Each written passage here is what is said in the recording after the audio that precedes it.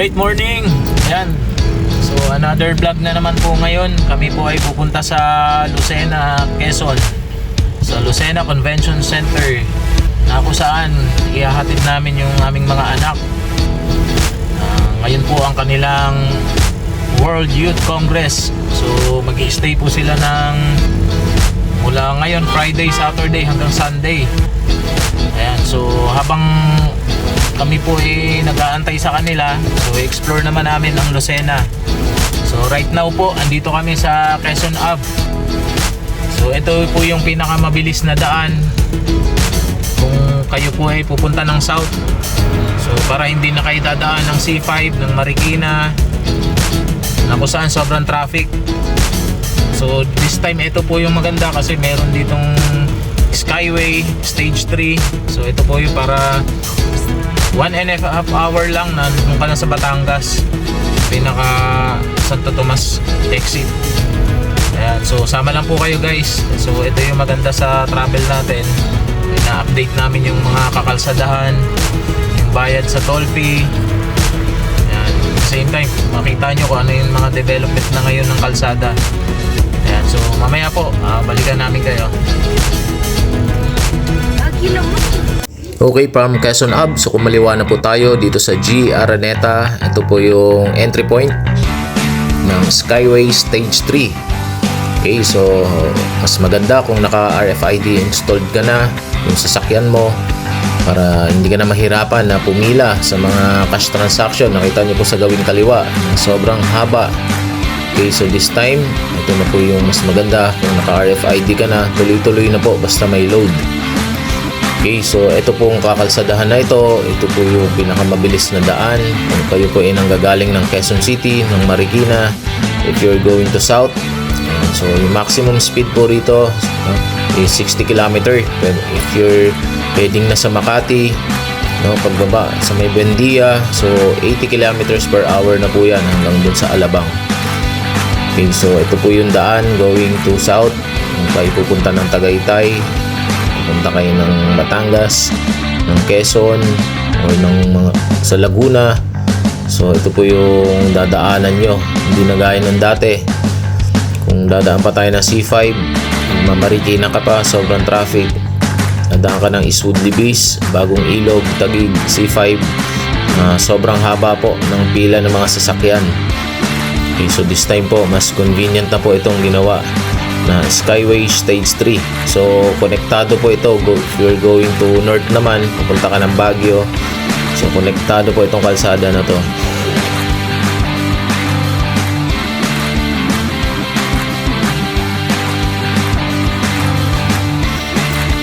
Okay, so right now, so update, dito na po tayo sa baba, nakababa na tayo. So sa Muntinlupa na po tayo sa SLEX. Okay, so pinakamabilis na po na daan po ito, yung maximum speed is 100 km per hour. Pero ito po yung maganda rito sa daan na to, tuloy-tuloy na po ito, going to Batangas, Okay, so tayo po later on ay i-exit na po ng Santo Tomas, Batangas. So babaybayin natin yung Maharlika Highway. At the same time, padaan tayo ng mga bypass road. Siguro mga 4 na bypass road po yung dadaanan natin. Okay, so mula dyan sa San Pablo, sa Chaong, Candelaria. So marami po tayong bypass road na dadaanan po rito. Okay, so update naman po kayo, So stay tuned, panoorin nyo na po yung video na to hanggang sa dulo.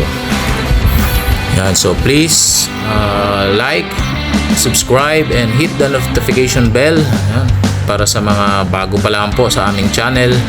Huwag niyo pong kalimutan na kami po ay suportahan yung aming ginagawa po na pagbablog sa mga kakalsadahan. Please support us. Okay, so dito nga sa kalsada na ito, nasa Startol na po tayo. So meron po rito na muntik na maaksidente. Nandito ngayon sa likuran namin. So ito pinadaan ko na, So sobrang tutulin ng mga truck na ito, na kung saan kumakamot kanina yung gulong kasi nga gusto niyang pumasok sa linya namin, pero inilawang ko siya para magi-aware siya na papalapit kami. Ayun po. So naiwasan naman po natin. Okay, so right now nasa Santo Tomas, Batangas na po tayo. Yan, ito po yung tinatawag na Maharlika Highway, no? So kakanan tayo dito. Ito po yung Alaminos Bypass Road. Okay, so dating kabundukan, dating mga liblib na kung saan punong-puno na mga taniman na mga coconut. So ngayon ginawa na po itong kalsada sa kasalukuyan para mapabilis ang mga motorista na babiyahe papunta ng south, especially going to Quezon, mga pupunta ng Bicol. So ito po yung mga daanan po kung saan established na ngayon.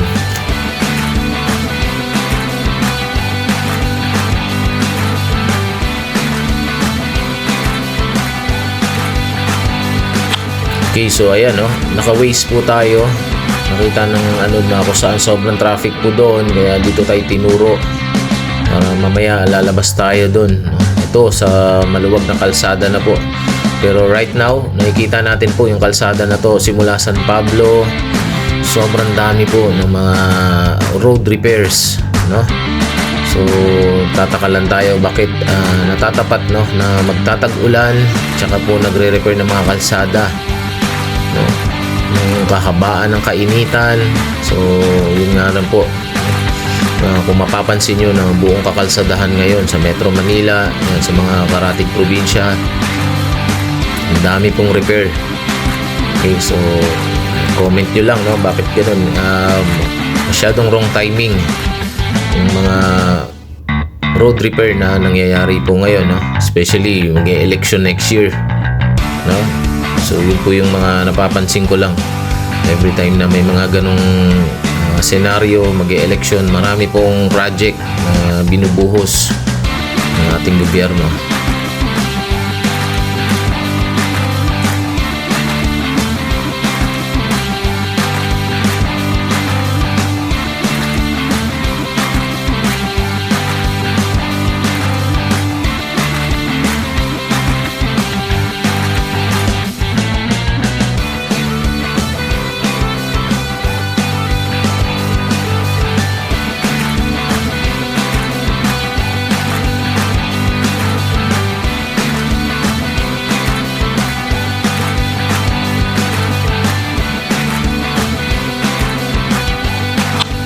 Okay, so update ulit, no? So we're heading now. Dito na po tayo sa may parteng Candelaria. Ito po yung Candelaria Bypass Road. So napakabilis na po nito. Ito dito gawa na yung mga kakalsadahan. So maayos na po, no? Okay, so yung maganda rito, fastest way if you're going to Bicol, no? Nadaan ka ng Lucena. Ito po yun, yung madadaanan po basically ng mga motorista na pupunta ng probinsya ng Bicol, ng Lucena, ng Pagbilao. Ito po yung mga ruta na inyong dadaanan para makabilis po kayo.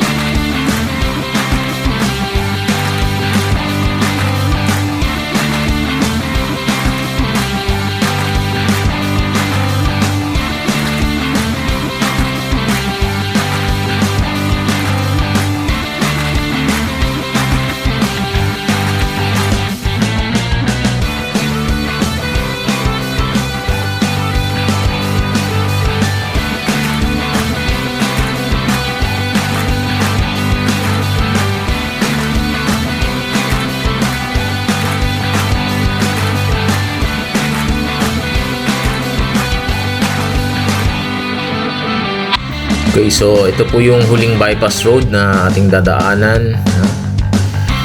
Paglabas po nito, malapit na tayo sa Lucena, Quezon. So yung maganda rito, yung Maharlika Highway, instead na dadaanan mo yung mga kabayanan na sobrang traffic. So ito po yung mga alternate route na kung saan mapabilis po tayo sa ating paglalakbay. Ayan.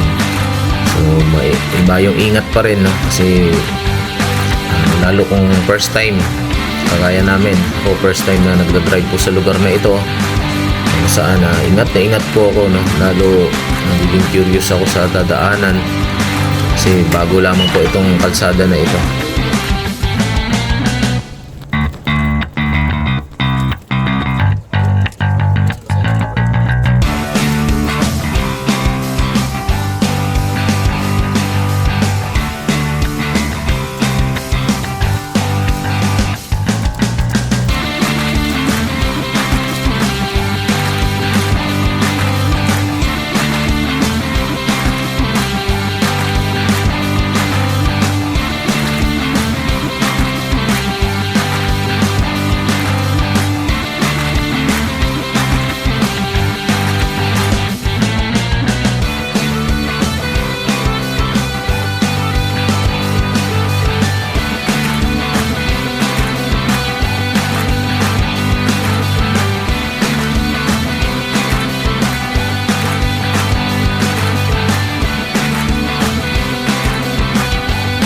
Okay, so sa kasulukuyan, nandito na po tayo sa Lucena, Quezon.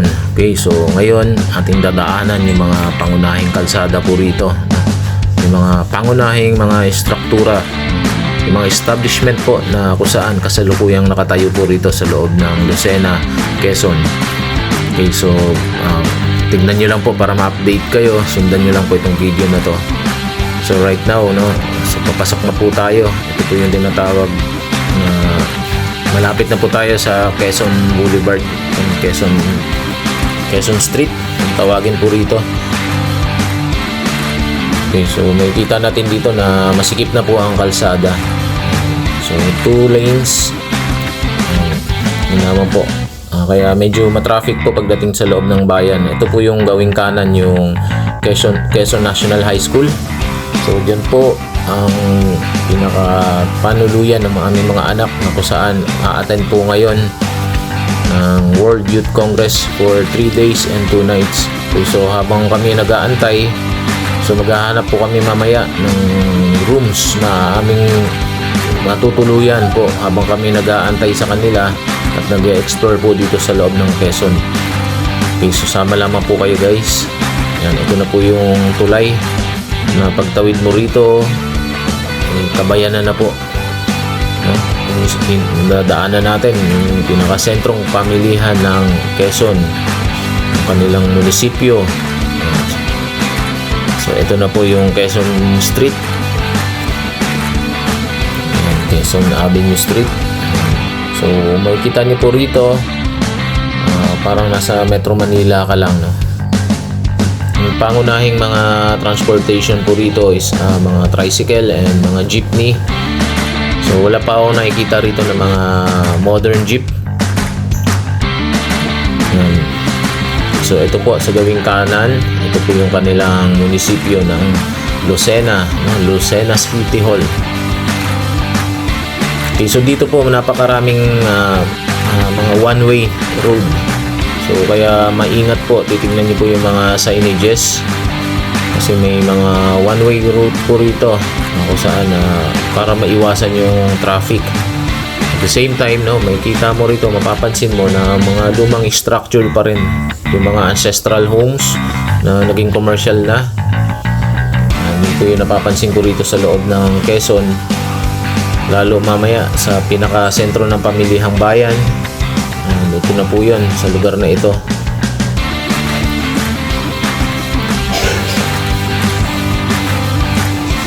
So dito rin po yung St. Ferdinand Cathedral. Okay, so matatagpuan din po rito sa loob ng bayan po ng Lucena. Sikat na school. Ayan, ito po yung sa gawing kaliwa. Ito po yung St. Ferdinand Cathedral. So napakaraming one-way po sa kalsada dito. At the same time, hindi sila mahigpit sa mga parking. Yun lang din napapansin natin dito sa isang progresibong lungsod, no, ng probinsya ng Quezon, kung saan kaliwat kanan, no, hindi ganun kahigpit po, kaya sobrang crowded din, sobrang traffic kung saan-saan lang nagpa-park. mapapansin mo rito para kang nasa Binondo, itong lugar na ito. Maraming establishment, napakasikip ng kalsada, maraming nakaparking. Ayan, may hahalin tulad ko rito sa Maynila, sa Binondo, itong lugar na ito.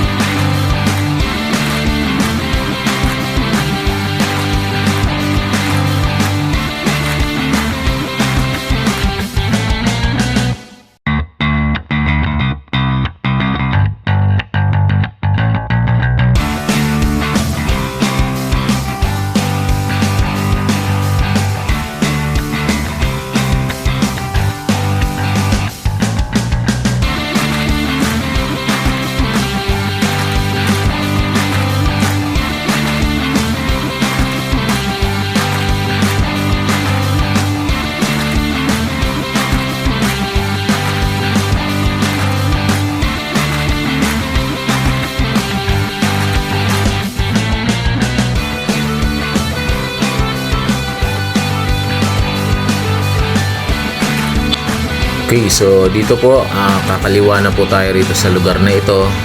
Ito na po yung Kapitolyo ng Lucena. So dati po itong sakop ng lugar ng bayan ng Tayabas. Pero since nahati na po ang lugar na ito po ay nasakop na ng Lucena, Quezon. So dito po, ito po yung pinaka pupuntahan namin kung saan yung event ng mga anak namin, yung Lucena Convention Center. Nasa likuran lamang po na lugar ng Lucena Provincial Capital. Okay? Quezon Provincial Capital. Okay, so napakasikat po yung convention center na ito kasi yung kasalukuyang mayor po rito isang basketballista rin po, na player, no, ng Quezon. Okay, so ito po yung in-explore namin sa loob po, no, kung saan napapaligiran ng parke ang Kapitolyo ng Quezon. Sa harap, sa kaliwa, no, sa gawing kanan. So napakaganda po, napakaluwag na mga luntiang tanawin, yung mga halaman, yung mga puno na kung saan kulay berde, no. Yan. No, kung saan po rito makikita nyo po na sobrang ganda po ng lugar na ito. Ayan, so wag nyo pong kalimutan na mag-subscribe, no? Paki-share po ang aming video, paki-hit po palagi ang notification bell para palagi po kayo updated sa mga amin pa pong mga iba-vlog sa susunod. Okay, so pangtanggal init po yung aming ginagawa po para sa inyo.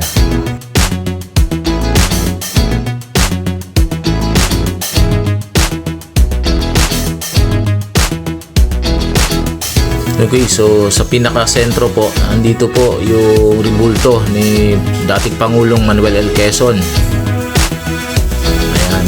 So kulay gold, kulay ginto, na napapaligiran ng tatlong poste. Ito yung sumisimbolo sa Luzon, Visayas, Mindanao. Kagaya po sa QC Circle, kung saan may mas mahabang tower po. Okay, so dito nakita ko po, no, mayroon palang sulat si Manuel L. Quezon para sa ating mga kababayang Pilipino, no? Ito po yung nasusulat, no? So letter, message to the people. Sabi niya, my fellow citizen, there is one thought which I want you to have. So napakahaba po nito. So pwede niyo po itong i-search. Ito po yung sulat, message to the people ni dating Pangulong Manuel L. Quezon. Okay, so nandito po yan sa Provincial Capital po, sa gawing kaliwa ng building ng Provincial Capital ng Lucena, Quezon. So dito po, no, message to the people, kung saan ino-honor niya yung mga taong nagbuwis ng buhay para ipaglaban ang ating bayan, no? So yun po yung saan sinasabi niya na naging bayani po.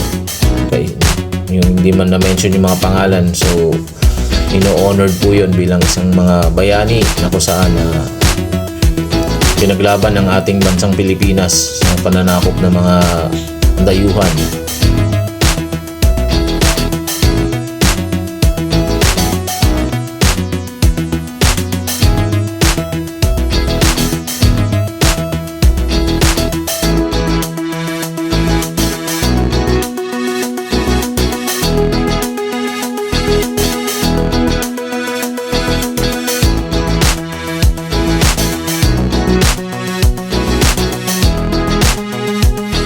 Ayan, so ito naman po yung sa gawing gitna. So halos sa harapan na po ng mismong Kapitolyo ng Quezon.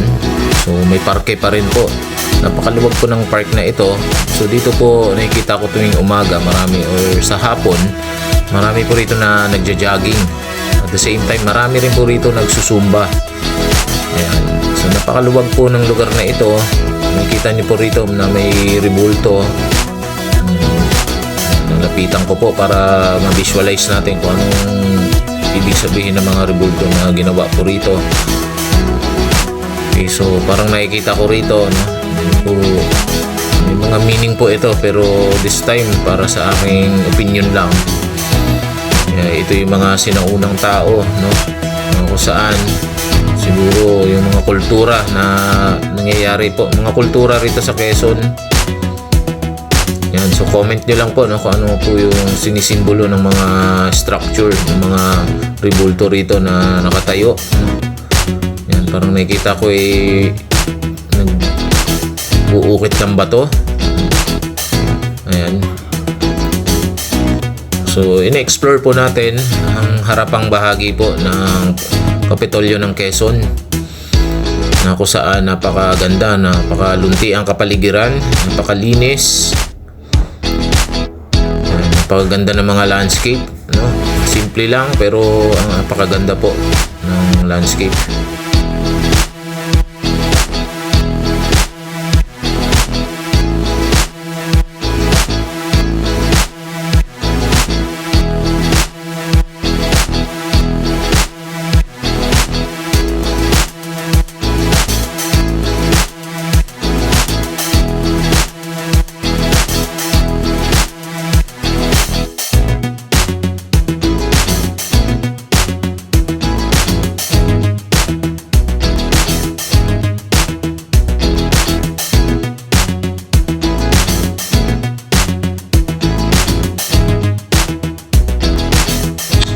Ayan, so meron din po ritong mga bust, no, ni Pilimon Perez.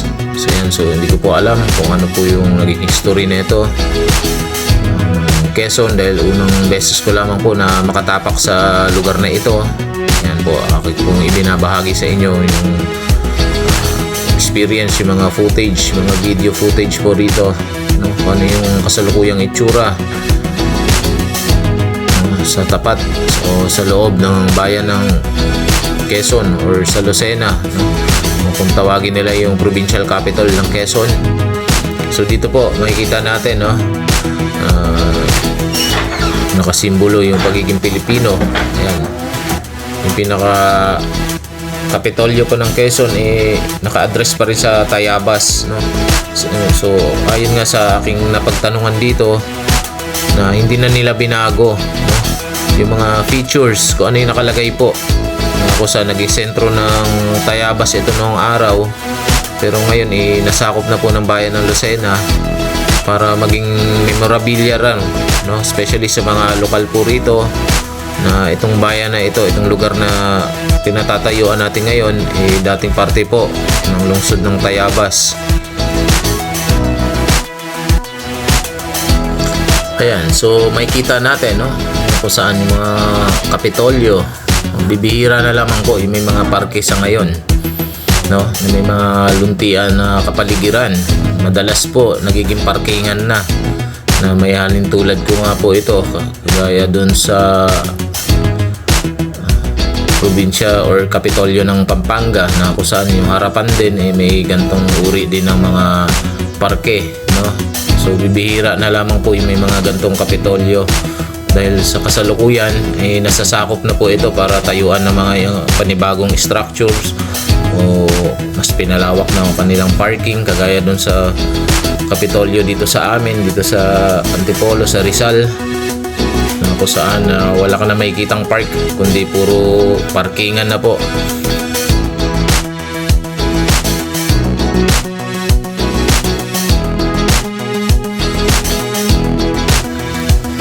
Okay, so ito po yung convention center ng Quezon Convention Center. Naging sikat po ito dahil sa palaro ni dating former Senator Manny Pacquiao ng MPBL. So nag-champion po ang Quezon, no, sa larangan ng basketball, men's basketball, na kung saan napanood ko rito. Magaling yung mayor dito ng Lucena na kabilang po na manlalaro po dito sa Quezon. Yan, so ganito po itsura niya sa gabi. Yan, sa kasalukuyan kami po ay nag-aantay sa aming mga anak para magsunduin po sila at ihatid po sa kanilang panuluyan doon po sa Quezon National High School. So habang kami nag-aantay, pantanggal ng inip, so nagbi-video po muna ako rito at aming ibinabahagi po sa inyo kung ano yung tsura sa gabi po ng Kapitolyo ng Quezon. Nandito po kami sa harapang bahagi. Nandito kami nakapark. So nag-aantay po kami. So kami po ay nakapili na ng kwarto na aming tutuluyan, yung Tourist Inn Hotel. So ito po ay malapit lamang po doon sa Quezon National High School. So yun po yung aming napili para kung sakali madali po kaming makalapit sa mga anak namin kung kailangan po kami.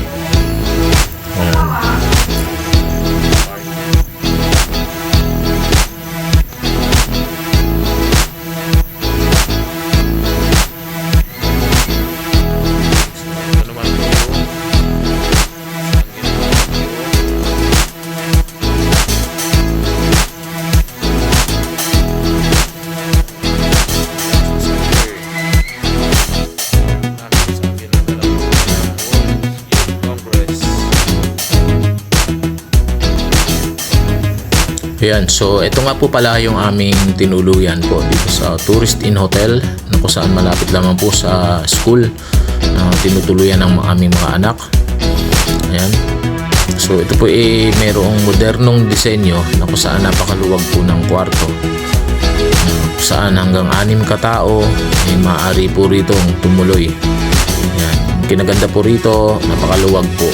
Maaliwalas, bago ang disenyo, modern, with complete amenities. May wifi, TV, may Netflix, fully air conditioned. So latest design po ito, no? Kaya ito po yung napili namin sa tatlong inikot po namin. Ayan. So may CR, may heater. Ayan. So highly recommended po ito para sa inyo sa mga bibisita po ng Lucena, Quezon. Ayan. So please follow our channel, 4JM Vlog Venture, para updated po kayo palagi sa mga video na susunod pa namin na gagawin, na aming ibabahagi at makatulong po sa inyo, no? Ayan. So stay tuned po kayo sa mga susunod pa po namin na videos para updated po kayo. Huwag niyo po kalimutan na mag-subscribe sa aming channel. Share na rin po. Ayan, sa mga naghahanap po na iinip, no? Pwede niyo po panoorin yung aming channel na ito. Makakatulong po sa inyo. Maraming salamat po.